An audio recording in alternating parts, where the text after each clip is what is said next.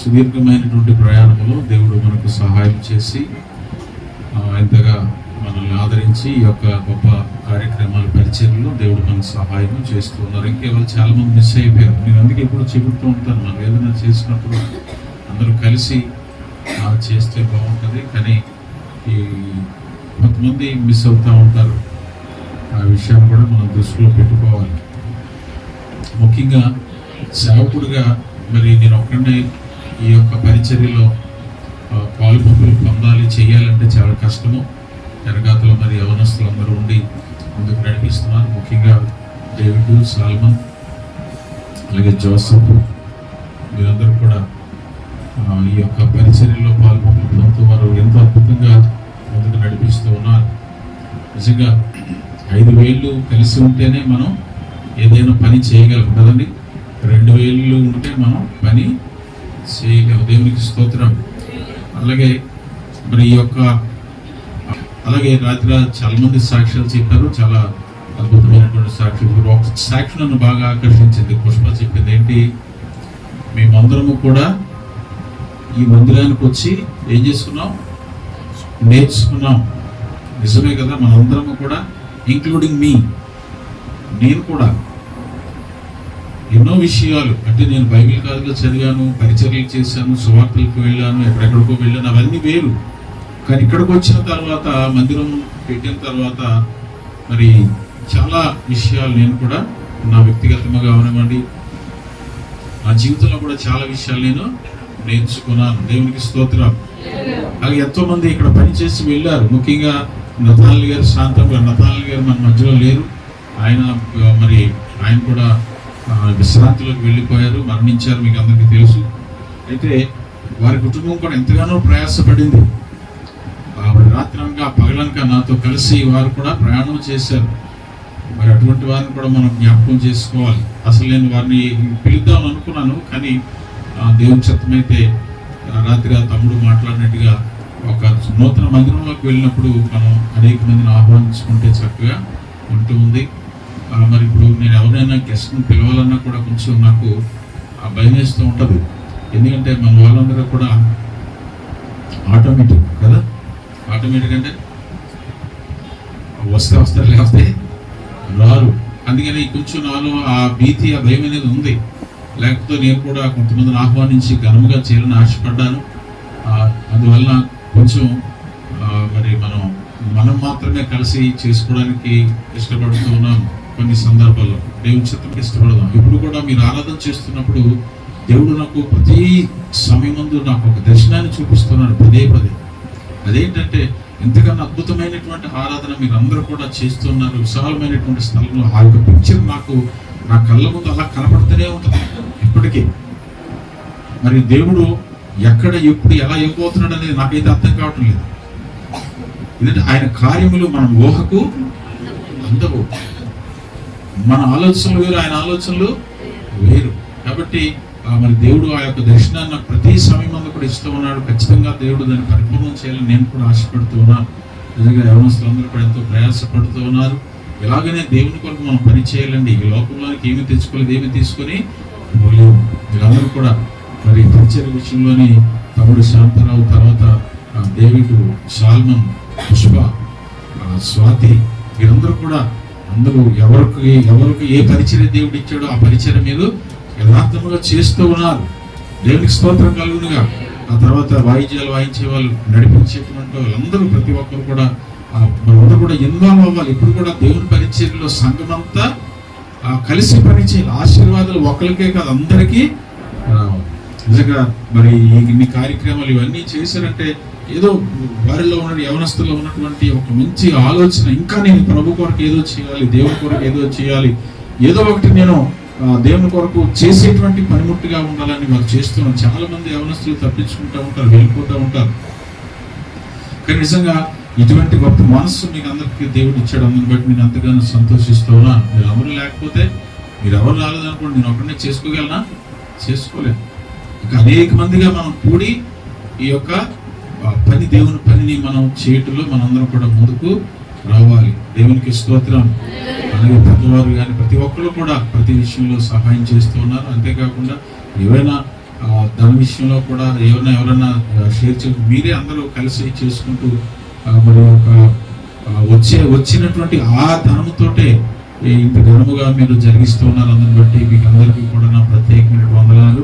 మీ రుణాన్ని ఎలా తీర్చుకోవాలో నాకైతే తెలియదు. నా యొక్క నా ఆలోచనలు అయితే చాలా ఉన్నతంగా ఉన్నాయి. మరి దేవుడు వాటిని స్థిరపరచాలి, వాటిని ఆయన జరిగించాలని ఆశపడుతున్నాను. ఏదో సాగుతుంది కదా, సాగుతుంది అన్ని ఉన్నా అలాగా మనకు కావాల్సింది ఏంటి? Money makes many things. కాబట్టి దాని కొరకు మనం కూడా ప్రార్థన చేద్దాం. ఖచ్చితంగా దేవుడు మనకు సహాయము చేస్తారు. ఇంతకన్నా అద్భుతంగా దేవుడు మనల్ని ఆశీర్వదిస్తారు. కాబట్టి దీన్ని బట్టి మీకు అందరికీ కూడా మరి ప్రత్యేకంగా నా హృదయపూర్వక వందనాలు చెల్లిస్తూ ఉన్నాను. అలాగే యవనస్తులందరికీ ఒకసారి వీళ్ళందరూ ఒకసారి యవనస్తులందరూ ముందుకు రండి. ఎవరైతే పనిచేస్తున్నారో వాళ్ళందరూ డేవిడ్, సాల్మన్, జాసఫ్ చూడండి, తమ్ముడు పుష్ప, పనిచేసేటువంటి పరిచయం చేసినటువంటి వాళ్ళందరూ కూడా ముందుకు రండి. వీళ్ళందరూ పరిచయం చేస్తున్నారు. మీకు ఒకసారి పరిచయం చేస్తున్నారు రండి. ముగ్గురు కూడా రావాలి. వీరి ముగ్గురు కూడా దేవుని పరిచర్యలో, వాక్య పరిచర్యలో నాతో కలిసి వీరు వాక్యాన్ని అందిస్తూ ఉంటారు. మీరందరూ చప్పట్లు కొట్టి దేవుని ప్రార్థించారు. ఒక్కొక్కరు ఒక స్టైల్లో బోధిస్తూ ఉంటారండి. ఒక్కొక్కరు ఒక్కొక్క స్టైల్లో ముగ్గురు 3 స్టైల్లో బోధిస్తూ ఉంటారు కదా. వీళ్ళు చూస్తే ఉన్నారు కానీ మైక్ కానీ ఇచ్చామంటే గంటలు విడిచిపెట్టరు. కాబట్టి గట్టిగా చప్పట్లు కొట్టండి. ఈ ముగ్గురు పోటీ అనమాట. ఎప్పుడు మైక్ దొరుకుతుందా, ఎప్పుడు బోధిద్దామా? దేవునికి స్తోత్రం. ఇటువంటి వారు కావాలి కదండి. తప్పించుకునే వాళ్ళు కాదు, పని చేసేటువంటి వాళ్ళు కావాలి. ఆయనకి ఇచ్చామనుకోండి శాంతం, ఆయన స్టైల్ ఆయనది కదా. ఈయనకి ఇచ్చామనుకోండి ఈయన స్టైల్ ఈయనది. అక్కడ చెప్పుకుంటా ఉంటారు ఎక్కడ రణస్థానంలో భలే తయారు చేశారండి ఇద్దరిని అంటారు. దేవునికి స్తోత్రం. ఈయన స్టైల్ ఈయనది కదా. ఈయన అసలు మాట్లాడకుండా పనులన్నీ చేస్తుంటాడు. దేవునికి స్తోత్రం కలుగునుగా. ఒక్కొక్కరికి ఒక్కొక్క విధమైనటువంటి పరిచయం దేవుడు ఇస్తాడు. కాబట్టి అందరిని బట్టి ఈ వీడియోని బట్టి దేవునికి వందనాలు చెల్లిస్తాను. కూర్చొని అలాగే మ్యూజిక్ ప్లే చేసినటువంటి వాళ్ళు కూడా రావాలి. ఈరోజు యానివర్సరీ కాబట్టి ఇవన్నీ అంటే మాట్లాడిన వేరే ఏదో గుర్తొస్తుంది.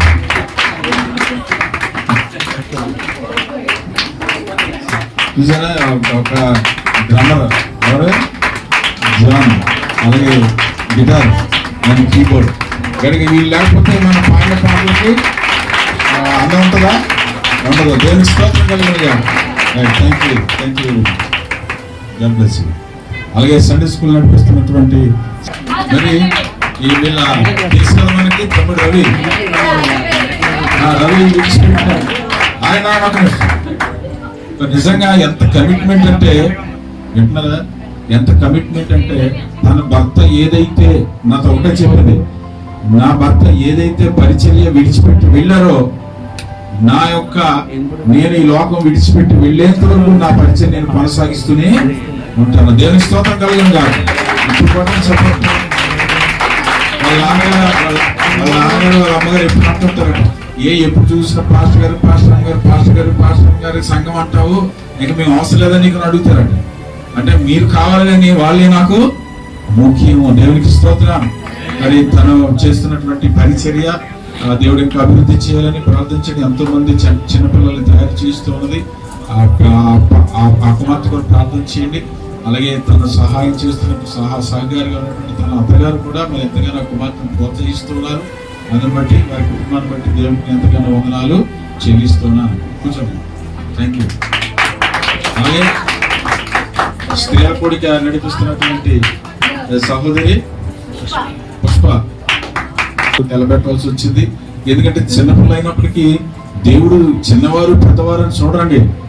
ఎవరైతే క్యాపబుల్ ఉంటుందో, ఎవరైతే చేయగలరో వారినే దేవుడు దీవిస్తుంటారు. మరి స్త్రీల కొడుకు నడిపించట్లో కుమార్తె ఎంతగానో సహాయం చేస్తూ ఉంది. మరి నేను చేయను అనకుండా బలహీనురాలుగా కాకుండా బలవంతురాలుగా ముందుకు సాగిపోతుంది. ఆ కుమార్తె గురించి తన కుటుంబం గురించి ప్రార్థనలో జ్ఞాపకం చేసుకుంది. ఇంకెవరైనా ఉన్నారమ్మా? చిప్స్ అని ఉన్నారా? అందరూ అయిపోయారు. పాటలు పాడారు రావాలి. సుధీర్ సారికి ఇది రా, లక్ష్మి రావాలి. సారికి ఉందా? రేణు ఏ సారికి ఇక్కడ ఏమో బోర్డు పెట్టేశారు కదా.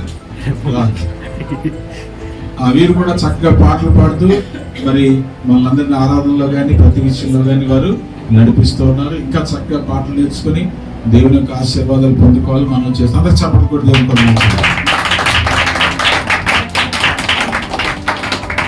Thank you. అయిపోయానికి ఏమన్నారా? మరి ఈ సంఘంలో మూల స్తంభం, కదలినటువంటి స్తంభం, కరిగిపోయినటువంటి స్తంభం ఏమండి? ఎవరు చెప్పండి? గట్టిగా సపోర్ట్ కూడా రామా రావాలి.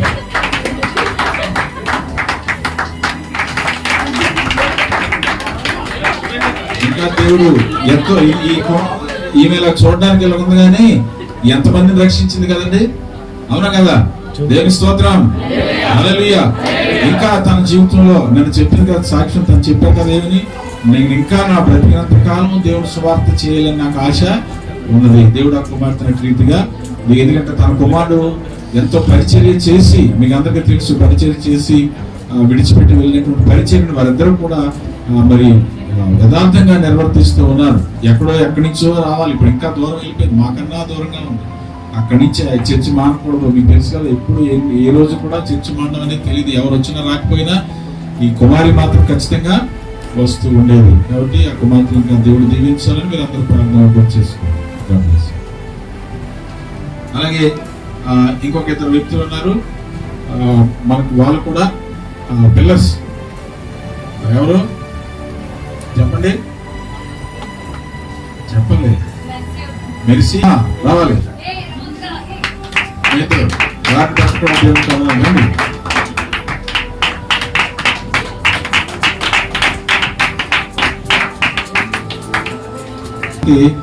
ఏమి తెలియనటువంటి ఒకరోజు చూసాను, అమాయకుల్లా కనబడుతున్నారు కానీ ఇలా మాట్లాడు ఏమి చూసి ఎలా కనబడుతున్నారా? అసలు వీళ్ళకేం తెలియదని అనుకుంటున్నారు కదా. ఆ రోజు ఇక్కడ ఎవరో చర్చ్ ఆక్యుపై చేయడానికి గొడవడానికి వచ్చినప్పుడు నువ్వు ఉన్నావు కదా, నువ్వు లేవా? నువ్వు ఉన్నావు కదమ్మా. అమ్మ బాబోయ్, ఎంతమంది తీసుకొచ్చింది చూసారా? మరి వీళ్ళు కూడా ఈ సంఘం పెట్టిన దగ్గర నుంచి కూడా నమ్మకంగా, వీళ్ళ తల్లి దగ్గర నుంచి కూడా, ఆ కుమార్తె వారి కుటుంబం దగ్గర నుంచి కూడా వీళ్ళు ఇక్కడ ఉంటున్నారు. వీళ్ళు కూడా మన సంఘంలో, ఆ సంఘ పెద్దల్లో పాలిభాగస్తులు వెళ్తారు. తర్వాత మీకు తెలియజేస్తున్న విషయాలను కూడా కూర్చోండి. మా దేవుడు మిమ్మల్ని దీవించుగా. ఇంకా ఇలా చెప్పుకుంటూ పోతే ఎంతో మంది మరి మన యొక్క మందిరంలో, దేవుని యొక్క మందిరంలో పనిచేసినటువంటి వారు ఉన్నారు. వారందరి బట్టి కూడా నేను వందనాలు చెల్లిస్తున్నాను.